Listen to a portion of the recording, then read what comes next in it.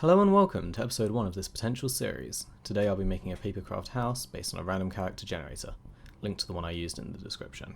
The prompt I got was, this troublemaking witch specialises in decay manipulation and uses a set of tarot cards for her magic. She has been driven into hiding. So the first step for me is making the base my structure is going to go on.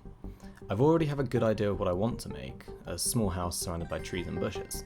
The closest of these will be withered and brown, along with the grass the witch's house is built on. The final dimensions for the base were 8cm by 20cm. I then planned out the footprint of the house itself. The main structure will be centred and at the back of the base. I left a spot for the doorway in the footprint, although I would later cover this with steps.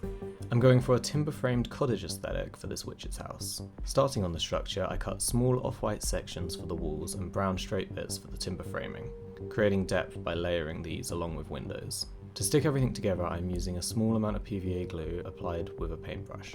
Using tweezers are needed for an accurate placement. To get the stonework effect at the front entry, I cut 20 or so tiny bricks from the card and placed them one by one around the doorway, alternating between smaller and larger bricks as I went. A small ledge on the outside of the window helps to tie the wood structures into the storefront. It also helps to make the build feel more lived in. Next up was the roof, although the chimney went in first to give it some structure. Aligning then trimming it multiple times until it fit with the chimney and walls perfectly. I went for large flat sections for the roof. I debated cutting shingles for it, but decided that would take up too much time for this project. If I come back to this concept, I want to push myself further to create something with even more detail. The last step is making the trees and bushes to fill out the scene.